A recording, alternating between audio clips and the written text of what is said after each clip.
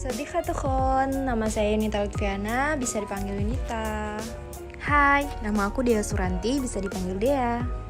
Hi, I'm Frina Milani. You can call me Frina. 안녕하세요, 나는 Devia Indiani Ananda입니다. Kalian bisa panggil aku Devia. Assalamualaikum warahmatullahi wabarakatuh. Perkenalkan saya Muhammad Romi Desti, biasa dipanggil Romi.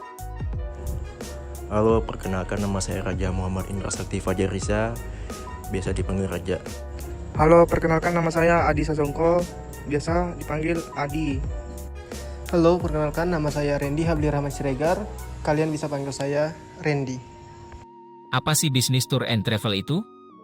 Bisnis tour and travel adalah bisnis usaha yang bergerak pada jasa biro perjalanan umum retail yang menjual produk perjalanan dan jasa kepada pelanggan seperti maskapai, penyewaan mobil, pelayaran, hotel dan paket liburan. Sistem manajemen pada perusahaan travel. Seperti yang sudah dijelaskan di atas tadi, perusahaan travel adalah bisnis atau usaha yang bergerak pada biro jasa perjalanan umum retail. Artinya, perusahaan ini bekerja di bidang jasa pariwisata dan dokumen perjalanan. Seperti contohnya penjualan tiket pesawat, paket tur, dan kepengurusan paspor dan visa. Perusahaan ini milik swasta, yang artinya pimpinan tertinggi yaitu si pemilik perusahaan. Dalam sistem informasi manajemen di perusahaan travel sangatlah dibutuhkan, karena perusahaan ini milik perorangan, jadi pemiliklah yang berhak sepenuhnya mengatur sistem dalam perusahaan ini. Cara merekrut karyawan.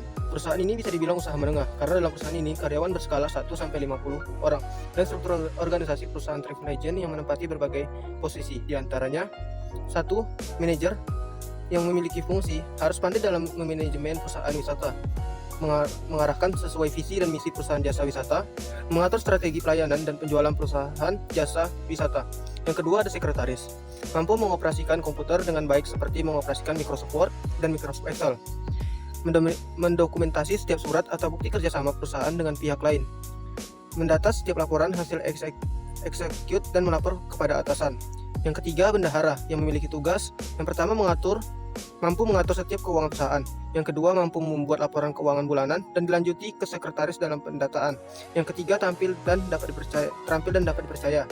Yang keempat ada organizer yang memiliki tugas pertama mampu menganalisis setiap data dari public relation tentang setiap objek wisata dan fasilitas yang tersedia. Yang kedua mempertimbangkan setiap perjanjian dari hotel, transport dan lain-lain. Yang ketiga membuat sebuah paket wisata atau waktu, tempat, harga, fasilitas, dan lain-lain. Yang kelima ada public relation yang memiliki tugas pertama mampu menjalani kerjasama dengan berbagai fasilitas penunjang pariwisata baik dengan pihak hotel, bandara, transportasi maupun dinas pariwisata. Yang kedua mampu memperluas jaringan kerjasama perusahaan dan menjaga nama baik perusahaan.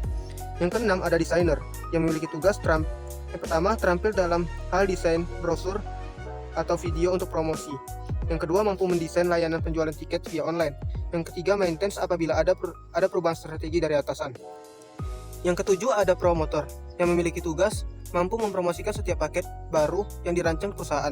Yang kedua terampil dalam hal membuat orang tertarik. Yang ketiga mampu mengatur strategi promosi paket wisata dengan kerjasama dari tim desain. Yang ke-8 ada ticket seller yang memiliki fungsi yang pertama mampu menguasai city code, airport code, aircraft code, dan lain-lainnya.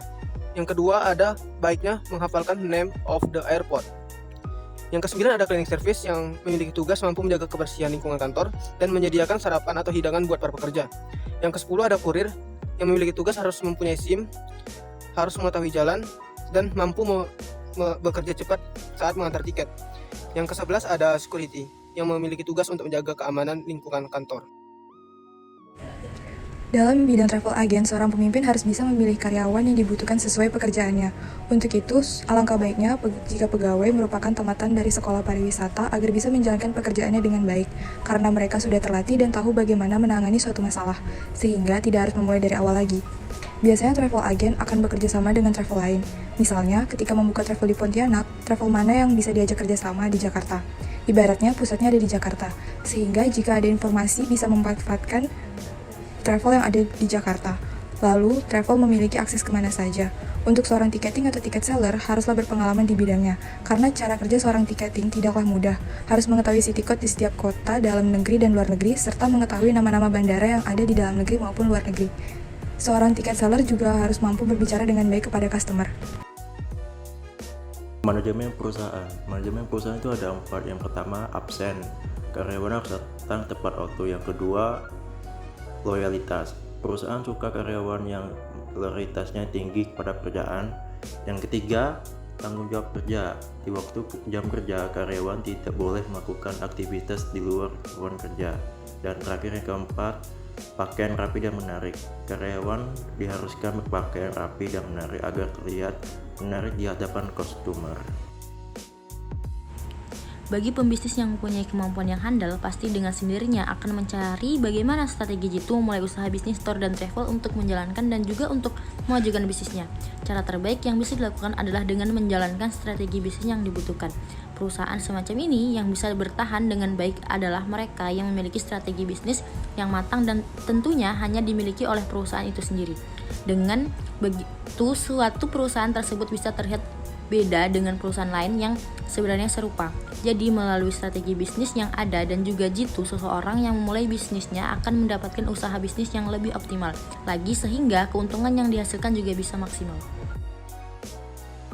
Strategi jitu untuk memulai usaha bisnis tour dan travel.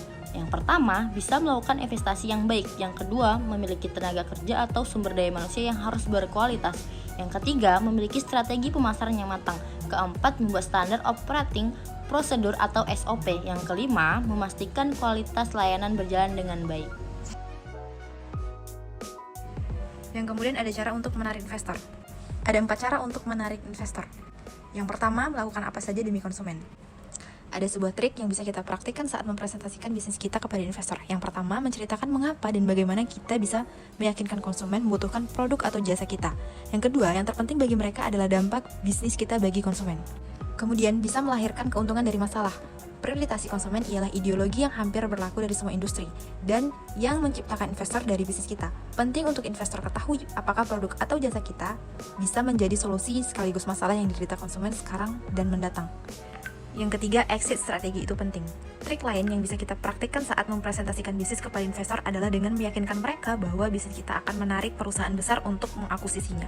Dan yang terakhir ialah memunculkan etos kerja dalam diri kita dan tim. Investor juga akan memperhatikan kerjaan kita. Mereka pastinya tidak akan salah menentukan mitra, karena akan berpengaruh buruk kepada masa depan mereka sendiri. Maka dari itu, yakinkanlah mereka bahwa kita dan tim adalah mitra yang tepat. Sikap, komitmen, dan hasrat dalam berbisnis tentu saja lebih penting dari segalanya. Market aspect. Yang pertama ada pesaing. Analisa pesaing adalah usaha mengidentifikasi ancaman, kesempatan, atau permasalahan strategis yang terjadi akibat perubahan pesaing potensial serta keuntungan dan kelemahan pesaing. Analisa ini berguna untuk mendasari keputusan tentang produk yang didasarkan agar kemudian diperoleh laba dan optimal. Yang kedua ada konsumen. Konsumen dalam perusahaan jasa umum tour dan travel ini meliputi semua orang atau semua umur. Nah, pelayanan yang diberikan oleh perusahaan jasa tour dan travel kepada konsumen sudah cukup memuaskan konsumen, seperti ramah, sopan santun, serta lainnya. Selain memberikan kenyamanan terhadap konsumen, perusahaan ini juga memberikan kemudahan untuk konsumen agar lebih hemat dalam biaya dan waktu. Dan yang terakhir adalah pemerintahan. Maka terhitung sejak 1 April 2022 saat pelaporan di SPT tahunan PPN, nilai DPP PPN yang dilaporkan sebesar 10 atau 11% dari harga transaksi paket tour yang ditagih kepada customer, sedangkan dari PPN yang dilaporkan ialah 11%. Dari nilai DPP tersebut, sehingga PPN yang dikenakan sebesar 1,1 dari harga paket tour dan travel. Kelebihan berbisnis tour dan travel. Yang pertama, modal kecil dan tidak perlu keahlian khusus. Seperti yang saya katakan di atas, usaha ini bermodal kecil karena sifatnya waralaba. Kecuali jika Anda punya keinginan untuk mendirikan suatu perusahaan sendiri, tentu memerlukan modal besar seperti untuk membangun tempat yang membeli alat transportasi. Keahlian yang dibutuhkan adalah manajemen. Ya, manajemen waktu dan uang. Oleh karena itu, disarankan memperkerjakan karyawan untuk membantu tugas Anda. Tapi overall tidak membutuhkan keahlian yang expert dalam suatu bidang. Yang kedua, bisnis jangka panjang. Kebutuhan pasar akan jasa ini sangat besar dan setiap hari selalu ada yang berpergian. Sehingga dapat dipastikan setiap hari selalu ada peluang orang lain menggunakan jasa Anda. Sekarang tergantung bagaimana memanage agar usaha Anda dapat lebih maju ke depannya. Yang ketiga, dapat liburan secara gratis. Terkadang pemilik tour and travel harus merangkup sebagai guide, kecuali jika travel Anda sudah besar dan mampu menyewa guide.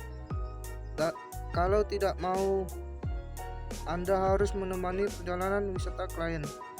Tapi segi positifnya Anda dapat liburan secara gratis. Keuntungan bisnis ini, tour dan travel, memang kecil, sekitar 5-7%, tergantung dari kesepakatan. Namun, bila jasa Anda sudah terkenal, keuntungannya bisa berlipat ganda.